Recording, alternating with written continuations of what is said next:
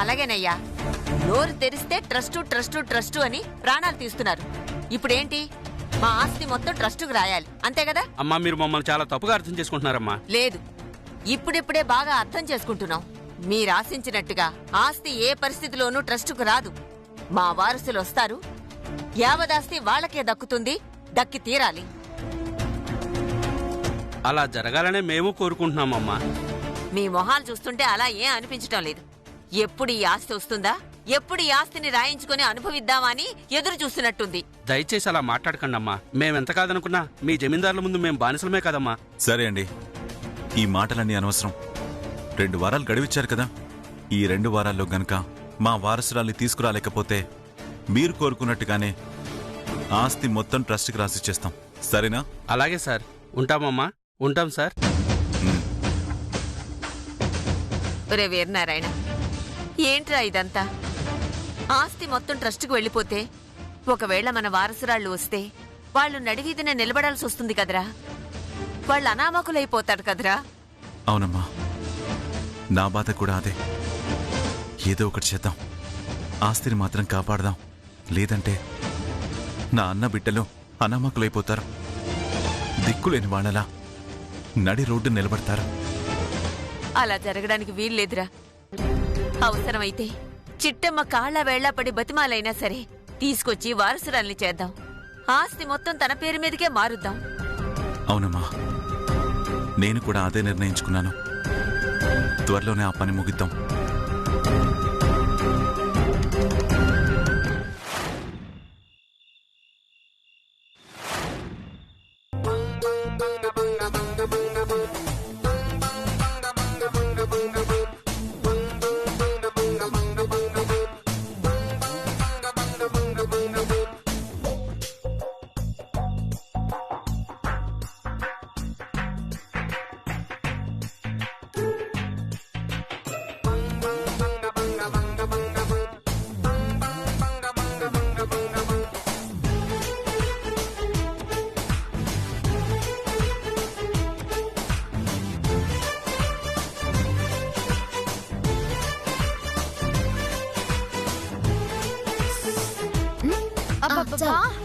చిట్టమ్మా, ఈ లడ్డూ పాకాన్ని వేడివేడిగానే చేయాలా?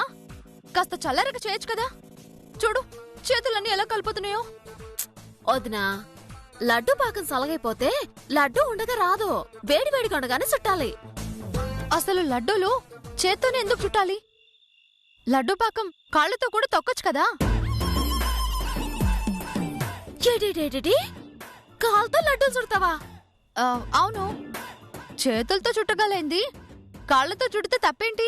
కావాలంటే చూడు, నేను చూపిస్తాను నా టాలెంట్.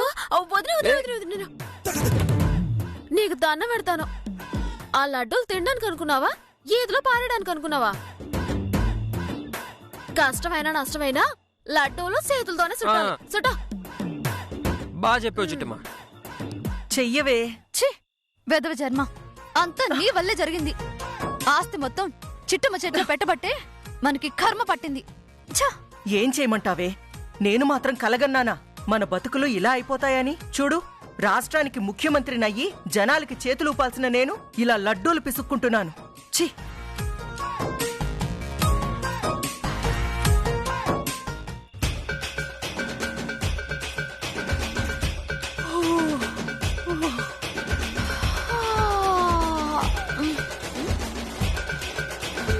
ఇదిగో, మీ ఆవలింతల జబ్బు ఆపుతారా? ఆవలింతలో అంటుపేత అంటారు. ఒకళ్ళకొచ్చాయంటే అందరికీ వస్తాయి. నిద్రొస్తుంది. ఈ పూట కాపేసి పడుకుందామా? చూడు కాంతమత్త, రేపు పొద్దునకే ఆర్డర్ ఉంది, అందుకే ఈ టైంలో చేయాల్సి వచ్చింది. చెప్పిన టైంకి ఆర్డర్ ఇవ్వకపోతే చెడ్డ పేరు వస్తుంది. ఓ గంట ఆలస్యంగా పడుకున్నంత మాత్రాన దేశానికి వచ్చిన నష్టమేటి లేదుగా. కానివ్వండి, సేన్ తొందరగా. అవునమ్మా, చెప్పిన టైంకి ఆర్డర్ ఇస్తానని చిట్టమ్మ చెప్పింది. అలా ఇవ్వలేకపోతే ఆర్డర్లన్నీ క్యాన్సిల్ అయిపోతాయి. అప్పుడు మన చేతిలో ఉన్న పనులు కూడా పోతాయి. ఆ తర్వాత తిండి కోసం వేరే పనులు చూసుకోవాల్సి వస్తుంది. అవసరం ఇదంతా? నిజమే నాన్న, ఓ గంట లేటుగా పడుకుంటే తప్పులేదులే. ఏంటే నా మొహం చూస్తున్నావు? దరిద్రపు దానా కానివ్వు, పిసుకు. అలాగే నువ్వు ముద్ద పిసుకమ్మా, నేను ఈ లడ్డు చేస్తాను. కోట్లమ్మా, మన బియ్యపురాలు కాంతమ్మా కోడలు ఏడ్చేస్తున్నారేటి? ఆహా.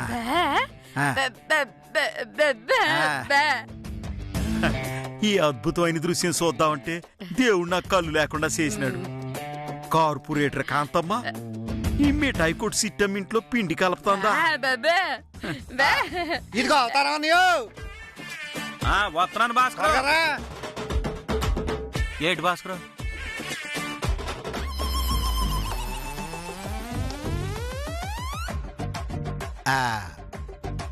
ఇదేంటి మొఖానికి తౌడుందా? గేదెలు కట్టమంటే నువ్వు కానీ తినేసావేటి?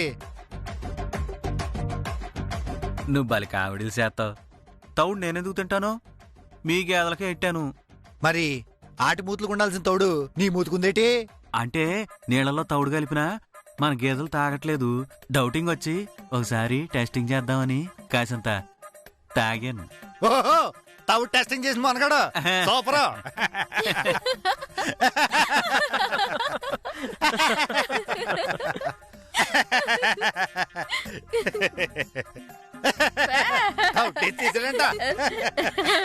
అదే కదా. నేనేమన్నా చిన్నప్పటి నుంచి ఈ పనులన్నీ ఏమైనా చేశానా ఏంట్రా? ఇదిగో కర్మగాలు ఇప్పుడు ఇలా చేస్తున్నాం. కొన్నాళ్ళకి నేర్చుకుంటాంలే. ఇంకా నయం గడ్డి టెస్టింగ్ చేయలేదు.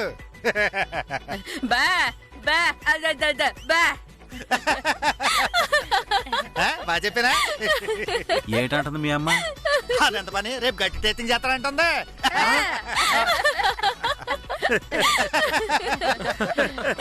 బాగా చెప్పినా? అమ్మా చూసావా, మన మావయ్యని అవమానిస్తున్నారు. మన మావయ్య కాదే దరిద్రపు దానా, నీ మావయ్య. అవునులేమ్మా, చూడు, తౌడు తింటావా గడ్డి తింటావా అని ఆయన గుండు గేదెను చేసి నవ్వుకుంటున్నారు. గుండు గేదె? అవునమ్మా, ఆ గేదె నల్లగా ఉంటుంది, కొమ్ములుంటాయి. మన మావయ్య ఏమో తెల్లగా ఉంటాడు, గుండుంది. అంతే తేడా, మిగతాదంతా సేమ్ టు సేమ్. ఏయ్, నువ్వు నోర్ముయివే. వాళ్ళు కాదే, నువ్వు అవమానిస్తున్నావు. హా, అక్క, నాకు అప్పచెప్పిన పనులన్నీ అయిపోయాయి.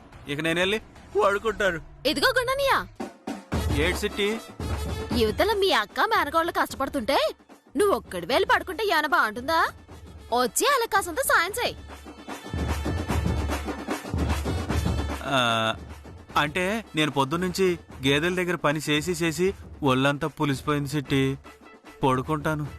ఉదయం నుంచి మేము కూడా కష్టపడుతూనే ఉన్నాం కదా మావయ్య. మాది మాత్రం ఒళ్ళు కదా, మాకు మాత్రం పులిసిపోదా? అయినా మేము చేస్తూనే ఉన్నాం కదా.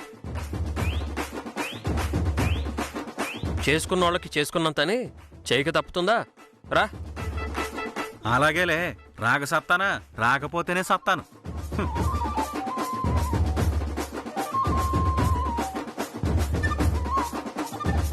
అదిగోరా, ఆ లడ్డూలు చెయ్యి.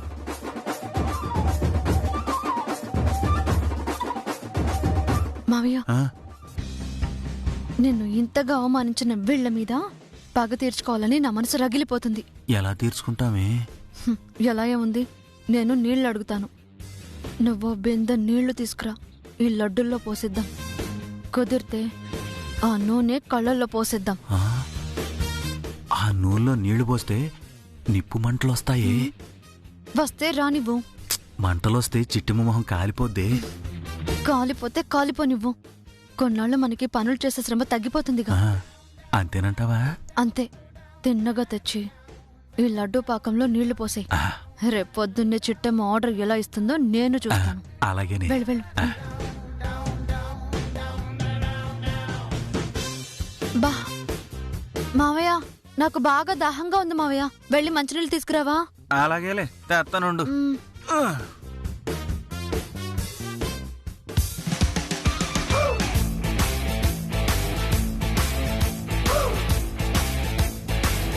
ఓరి నాయనోయ్, మేనమావ మేనకోడలు కలిసి ఏదో దిక్కుమాలిన ప్లాన్ చేస్తున్నట్టున్నారు. పొరపాటును కాని చిట్టమ్మకి దొరికారో చచ్చారే.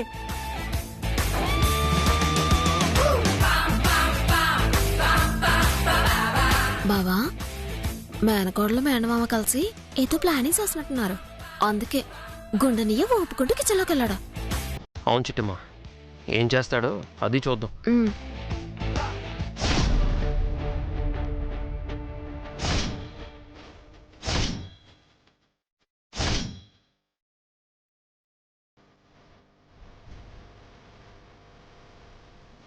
వర్తనా సిటీ, నీ ఆర్డర్ మొత్తం సర్వనాశనం చేయకపోతే నా పేరు అవతారమే కాదు.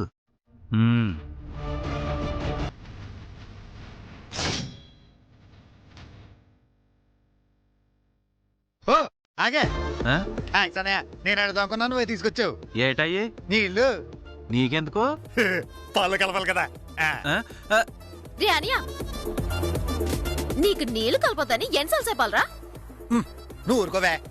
నీళ్ళని ఖర్చుగా వ్యాపారం చేస్తే మనం బతికినట్టే. వచ్చిన డబ్బులన్నీ గడ్డికి తోడికి సరిపోతాయి. నీ వ్యాపారం నువ్వు చేసుకో, నా వ్యాపారం నేను చేసుకుంటాను. ఇదిగో భాస్కరు, కావాలంటే ఇంకో బిందు నీళ్ళు అట్టుకొస్తాను. ఈ బిందు వదిలే.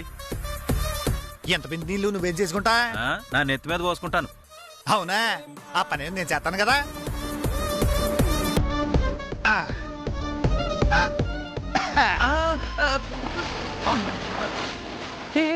అయ్యో ఇదేంటిది ఎలా పోసేసావు? నువ్వే కదా నెత్తి మీద పోసుకుంటా. నీకెందుకు సామాన్ నేనే పోసాను. సీసీ, మా ఐదారు కళ్ళని, మా ఐదారు కళ్ళు నీ కంట్లో పడ్డాను చూడు. నా చెప్తా నేనే కొట్టుకోవాలి. మావయ్య మంచినీళ్ళు. తెత్తన ఉండవే.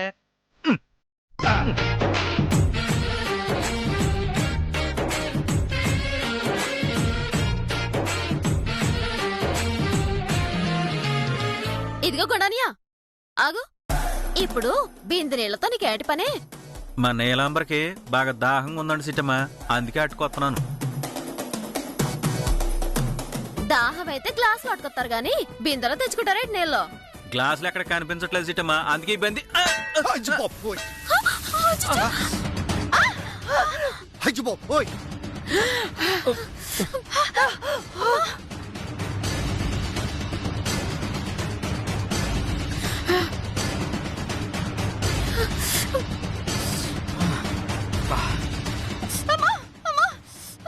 అమ్మా, చిట్టమ్మ, నీకేం కాలేదు కదా? మావయ్య, కళ్ళు కనబడట్లేదా? యువతలు నూనె మరుగుతుంది. దాంట్లో నీళ్లు పడితే ఎంత ప్రమాదమో తెలుసా? అయ్యో చూసుకోలేదు అల్లుడు. అయ్యో చూసుకోలేదులే తమ్ముడు. నీకేం కాలేదు కదా చిట్టమ్మా? నాకేటైందో తర్వాత, ముందు లడ్డు పక్కన చూసావా ఏటైందో?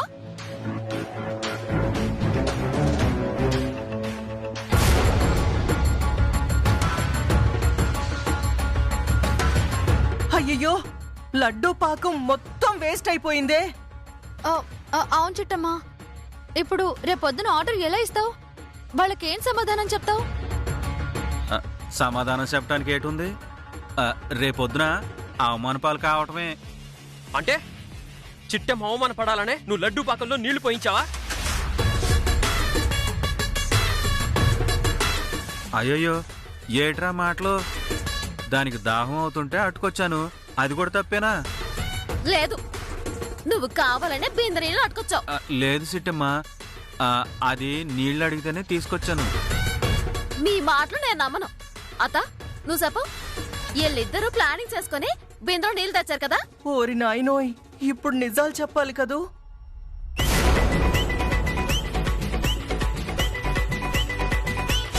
ప్లాన్దే ఉంది. నేను నీళ్ళు అడుగుతాను, నువ్వు వెళ్ళి ఒక బిందె నీళ్లు తీసుకురా.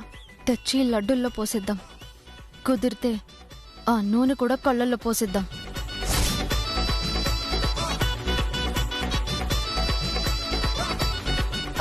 అమ్మా, నువ్వే చెప్పు. నాకు దాహమై ఎక్కిళ్ళు వస్తేనే కదా మావయ్య మంచినీళ్ళ కోసం వెళ్ళాడు. మాట్లాడవేంటక్క, చెప్పు. నీలాంబర్కి ఎక్కిళ్ళు వస్తేనే కదా, అందుకే కదా నేను నీళ్ళు తీసుకొచ్చింది. చెప్పు కాంతమ్మత. నేను నవమాసాలు మోసి పెంచిన నా ఇద్దరి బిడ్డల మీద ఒట్టు పెట్టి చెప్తున్నాను. ఈ 15 రోజుల పాటు నా ప్రాణం పోయినా సరే అబద్ధం చెప్పను. అన్ని నిజాలే చెప్తాను. నిజానికి దానికి ఎక్కిళ్ళు రాలేదు, దాహం కూడా అవ్వలేదు. అమ్మా ఈ లడ్డూలు మొత్తం నాశనం చేయడానికే ఇది నీళ్లు తీసుకురమ్మంది. నా చెవులారా నేను విన్నాను.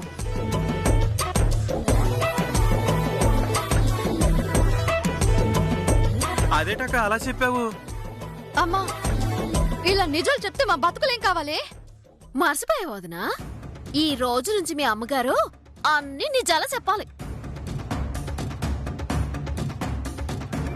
10 కిలోల లడ్డు మొత్తం నాశనం చేశారుగా.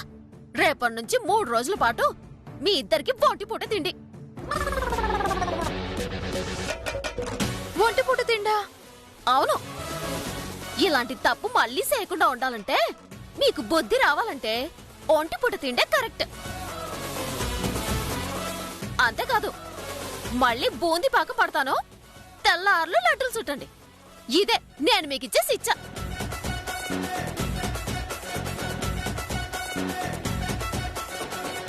అలాగేలే, వెళ్ళి చీర మార్చుకొని వస్తాను. అమ్మా రావే. నేనెందుకే? ఆ పిండి కూడా పోయిందిగా, నువ్వు కూడా చీర మార్చుకుందురా. లెగు. అమ్మా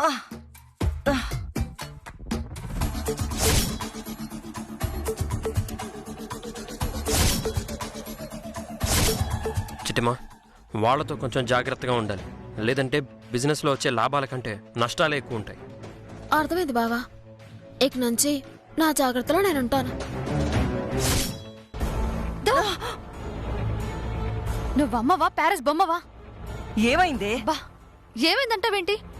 నేను మావయ్య ఎంతో కష్టపడి ఒక బిందె నీళ్లు తీసుకొచ్చి ఆ లడ్డు పాకం అంతా నాశనం చేద్దాం అనుకుంటే, సత్యహరిశ్చంద్రుడు అక్కవైనట్టు ధర్మరాజుకు చెల్లవైనట్టు మేమిద్దరం కలిసి ప్లానింగ్ చేశామని ఆ చిట్టమ్మకు చెప్పేస్తావా?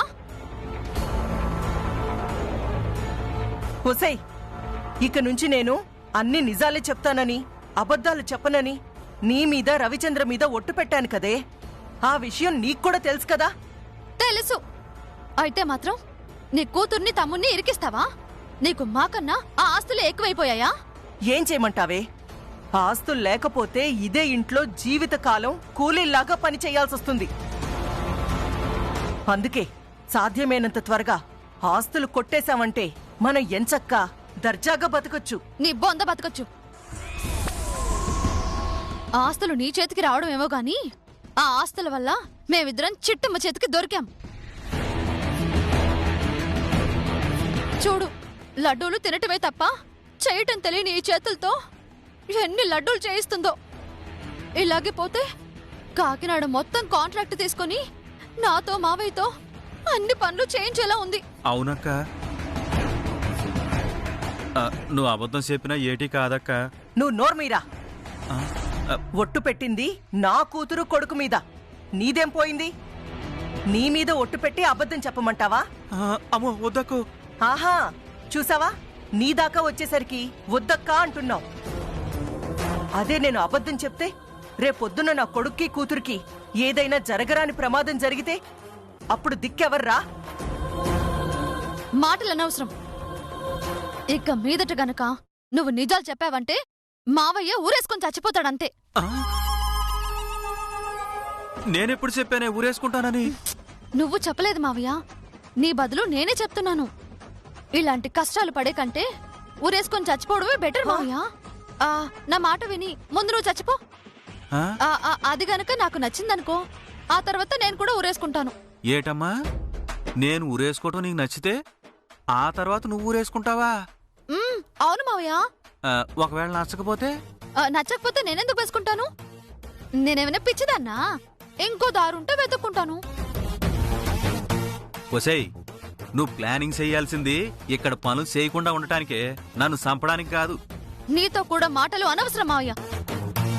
అమ్మా, ఈ ఇంట్లో పనులు తప్పించుకోవడానికి నేను మావయ్య 100 ప్లాన్లు వేస్తాం. అవన్నీ నువ్వు చూసినా సరే చూడనట్టు మౌనంగా ఉండాలి. ఒకవేళ చిట్టం అడిగినా నేను చూడలేదు, జరిగిన దానికి నాకు సంబంధం లేదు అని చెప్పాలి. అలా చెప్పడం కూడా అబద్ధమే కదే. చాలే ఆపు. చెయ్యి చూసావా ఎంత రఫ్గా ఉందో? లడ్డూలు చుట్టి చుట్టి రాటు తేలిపోయింది. దీంతో ఒక గుద్దు గుద్దానంటే మావయ్య పుట్టుకొని చేస్తాడు. అక్కను గుద్దితే నేనెలా సత్తానే? అంటే గుద్దేది నిన్నే కదా. అసలు నన్నెందుకు గుద్దుతావే? అమ్మ గనక నిజాలు చెప్పిందంటే ఆ నిజం చెప్పిన ప్రతిసారి ఆ కోపాన్ని అమ్మ మీద చూపించలేను కాబట్టి నీ మీద చూపిస్తాను మావయ్య. ఇదే నా శపథం.